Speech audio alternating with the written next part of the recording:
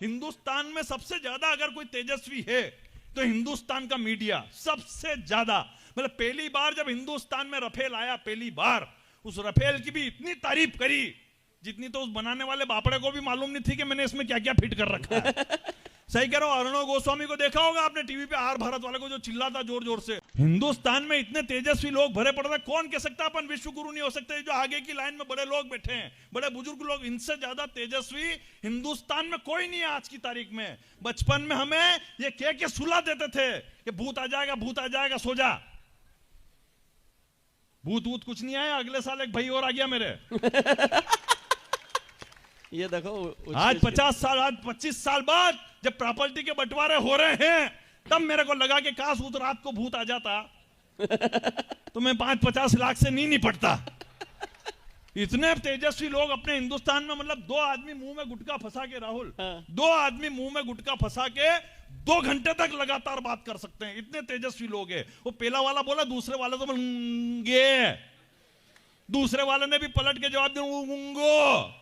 मैं समझ ही नहीं पा रहा है क्या की बातें कर रहे हैं। मैंने तीसरे आदमी से पूछा, मैंने कहा ये कौन है? बोले ये दोनों डॉक्टर हैं। मैंने कहा काई के डॉक्टर हैं? बोले ये कैंसर के डॉक्टर हैं। और तालियां आपकी उठे। मैंने कहा ये किस विषय पे बात कर रहे हैं? बोले आजकल जो गुटखा नकली आ रहा है, इस विषय पे बात कर रहे हैं। वाह वाह भाई, व्यंग है, वाह।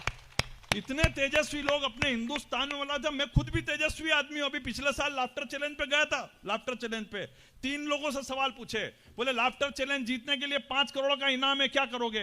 पहले वाला बोले मैं 12 घंटे मेहनत करूंगा 1 महीने तक, रिजेक्ट, बाहर। फिर दूसरे से पूछा, बोले लाफ्टर चैलेंज जीतने के लिए 5 करोड़ का इनाम है, क्या करोगे? वो बोला मैं 18 घंटे मेहनत करूंगा 1 महीने तक, वो भी रिजेक्ट, बाहर। फिर मेरी बारी आई, मेरे से पूछा, बोले लाफ्टर चैलेंज जीतने के लिए 5 करोड़ का इनाम है, क्या करोगे?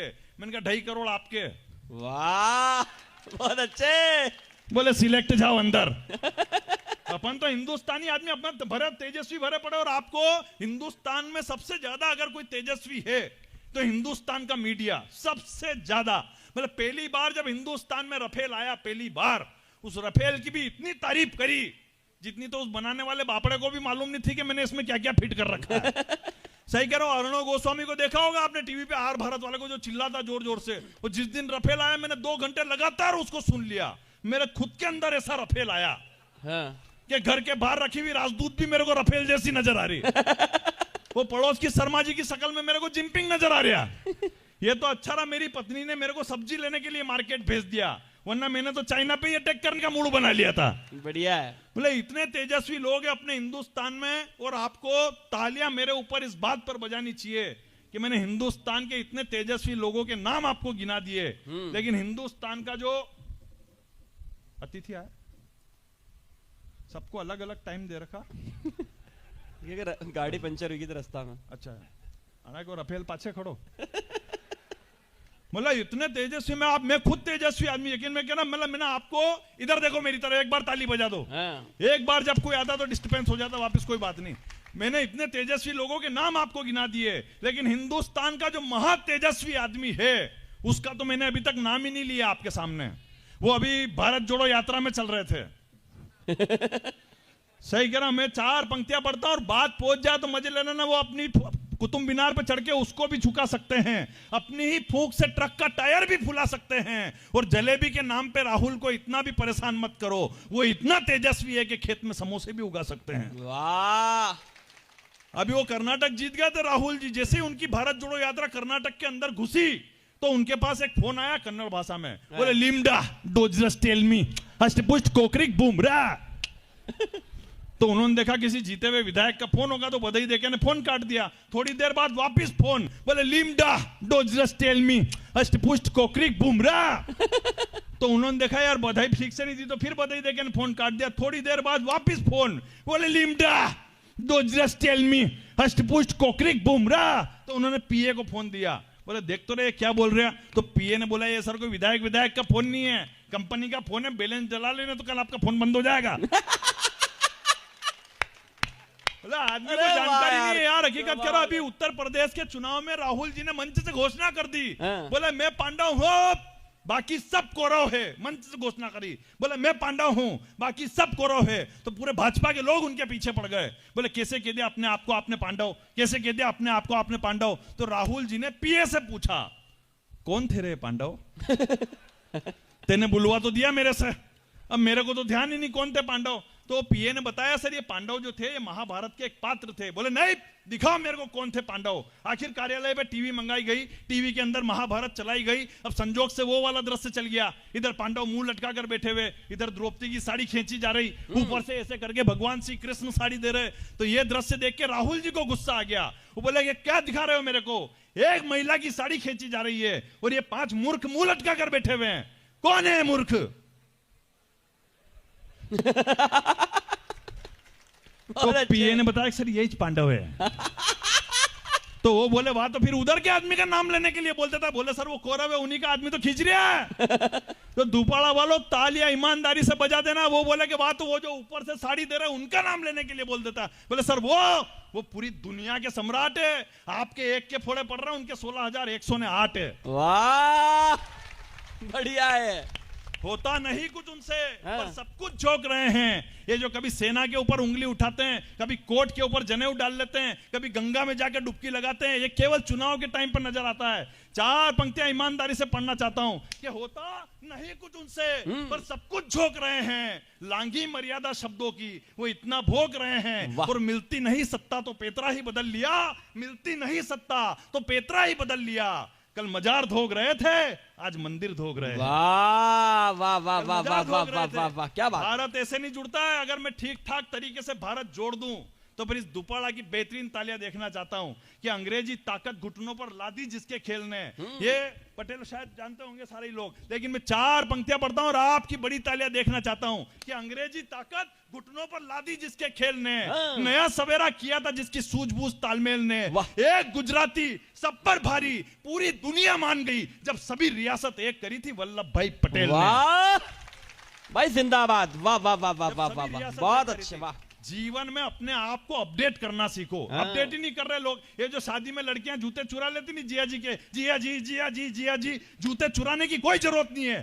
एक बार जिया जी का मोबाइल चुरा कर देखो। न जो जिया जी 500 की जगह 50,000 तुम्हारे हाथ में रखे तो नाम बदल देना मुन्ना बैटरी का। क्योंकि जिया जी को अच्छी तरीके से मालूम है कि 3 दीदियां पहले ही मोबाइल में फंसी हुई है। अपने आप को अपडेट करना सीखो। ये कैमरा अभी वो छाती पे आ गया था, एक कैमरा है तो एक सादा वाला कैमरा, आजकल वो नया कैमरा चल रहा है और अभी आ गया था छाती पे। वो छाती पे ही उड़ता रहता है। एक शादी का सीन, बस मजा ले लेना, मस्ती वाली बात। एक शादी का सीन, ऐसे ही टीवी स्क्रीन चल रही, इधर वो ड्रोन कैमरा उड़ रहा, इधर वो दूल्हा दुल्हन को माला पहना रहा, इधर दुल्हन दूल्हे को माला पहना रही, इधर छोरे छापरे दौड़ रहे, उधर वो केटर्स वाले खाना खिला। ये सारा सीन वो ड्रोन कैमरा इधर से लेके इधर तक खींच कर रहा, वो टीवी स्क्रीन के अंदर चल रहा। अब शादी में जो सबसे खतरनाक आदमी होता है वो होते हैं फूफा जी। सबसे खतरनाक आदमी। उनके दिमाग में खुरापाती चल रही होती है कि ऐसा क्या करूं कि इस शादी में मेरा भी नाम हो जाए। तो वो पहुंचे उस ड्रोन कैमरे वाले के पास, बोले कैमरा थोड़ा सा और ऊपर तक ले जा ताकि पूरी धर्मशाला का फोटो इस टीवी स्क्रीन के अंदर नजर आए। अब वो ड्रोन कैमरे वाला बेचारा भावुक हो गया। वो जैसे ही कैमरे को ऊपर ले गया तो उधर छत पे साइड में बुआ जी को ब्याई जी साहब अकेले में श्रीखंड खिला रहे हैं। तो फूफा जी देख के टेंशन में आके बोले ये तो अपनी वाली दिख रही है। तो तुरंत बोले दूसरी छत पर ले जा। तो दूसरी छत पे फूफा जी का लड़का टेंट वाले के साथ सिगरेट फूंक रहा। अब तालियां आपकी बढ़िया वाली बजा देना। वो ड्रोन कैमरे वाला पहुंचा फूफा जी के पास, बोले फूफा जी थोड़ा और ऊपर ले जाऊं क्या? तो फूफा जी बोले अब स्वर्ग में क्या मेरे पूरे खानदान के कर्म बताएगा क्या?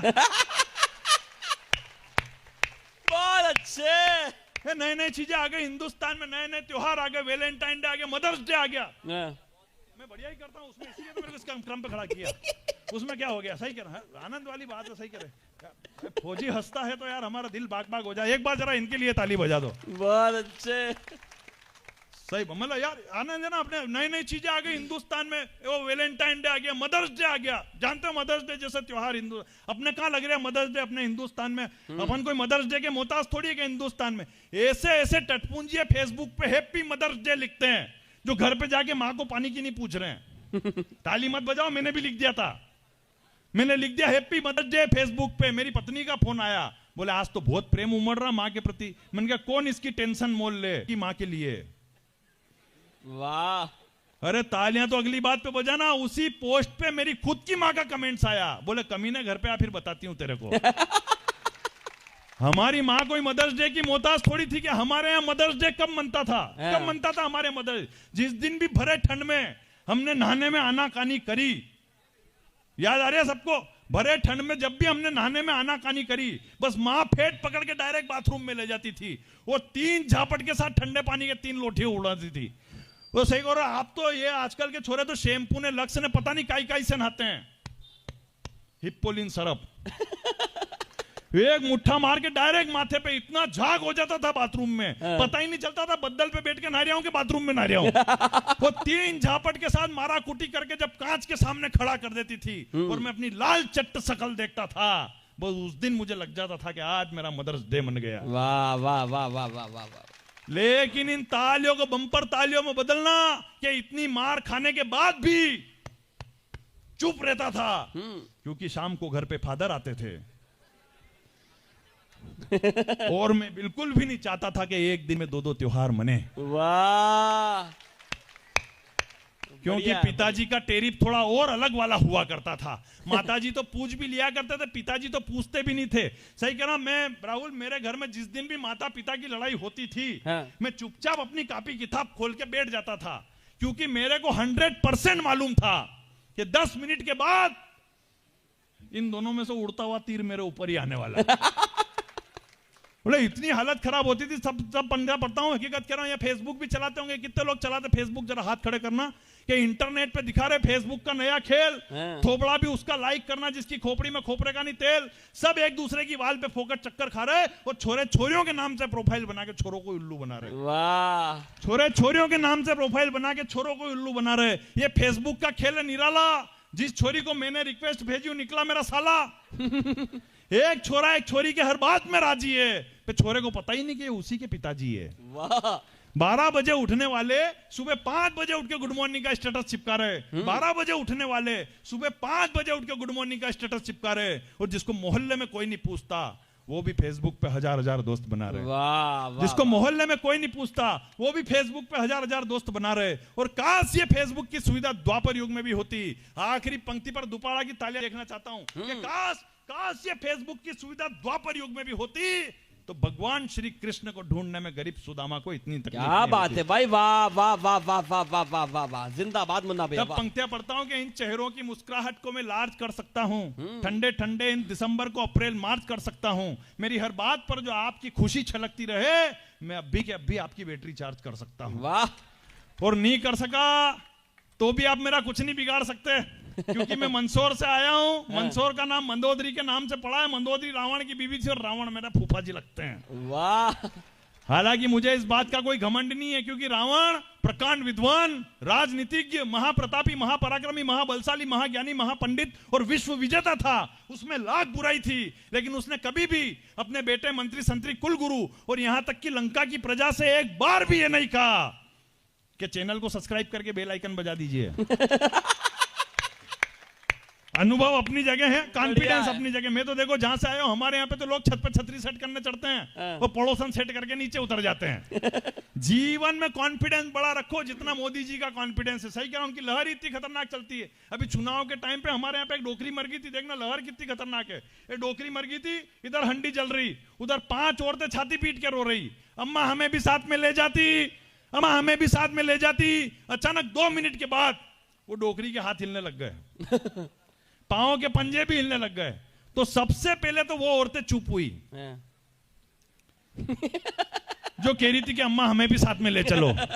उसने देखा आज डोकरी रिटर्न हो गई, ये कुछ भी कर सकती है।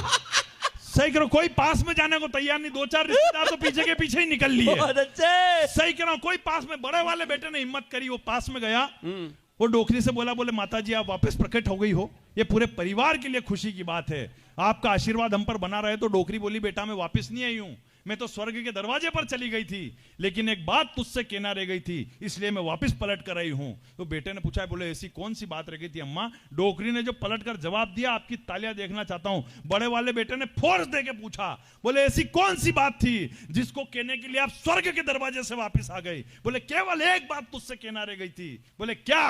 बोले आएगा तो मोदी।